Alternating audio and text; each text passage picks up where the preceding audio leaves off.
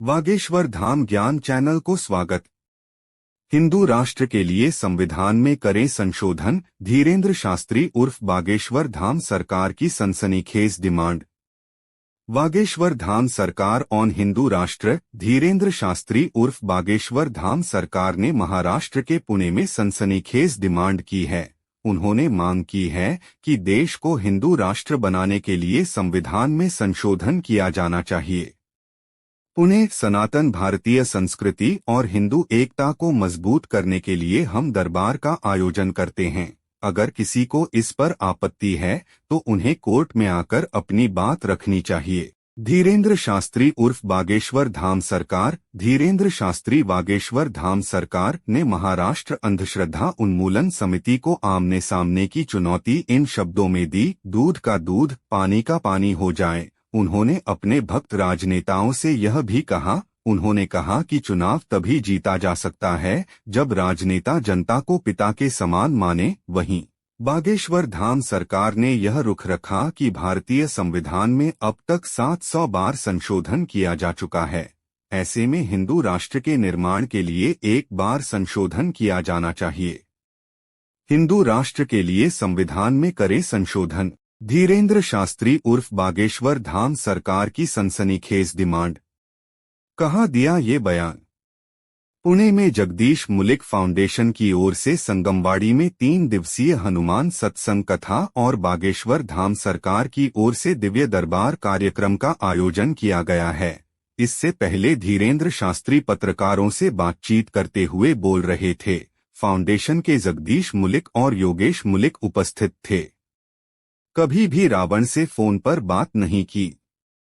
दरअसल महाराष्ट्र अंधविश्वास उन्मूलन समिति ने मांग की थी कि बागेश्वर धाम सरकार के दावे असंवैधानिक, अवैज्ञानिक और अंधविश्वास को बढ़ावा देने वाले हैं। इसलिए उनके खिलाफ जादूटोना विरोधी कानून के तहत मामला दर्ज किया जाना चाहिए। उस पर धीरेन्द्र शास्त्री ने कहा कि हम सनातन हिंदू संस्कृति को बढ़ावा देने के लिए दरबार लगाते हैं। मैंने कभी भी रावण से फोन पर बात नहीं की।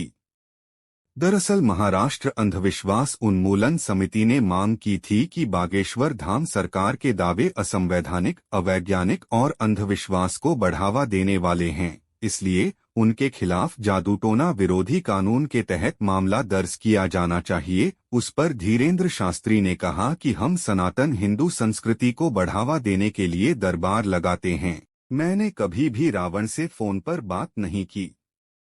धीरेन्द्र शास्त्री ने आगे कहा कि हास्य के माध्यम से श्रद्धालुओं को संस्कृति समझाने का प्रयास किया गया। हालांकि मैं जादू और मंत्र चिकित्सा की वकालत करता हूं, लेकिन मैं अस्पतालों का विरोधी नहीं हूं।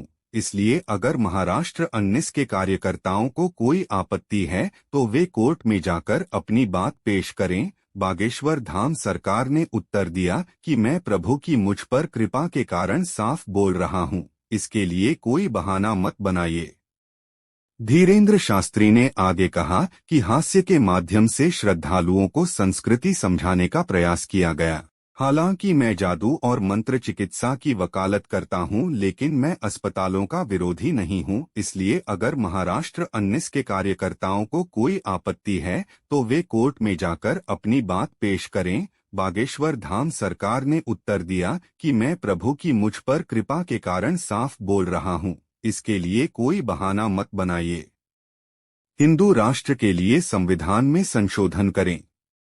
बागेश्वर धाम सरकार ने यह रुख रखा है कि भारतीय संविधान में अब तक 700 बार संशोधन किया जा चुका है।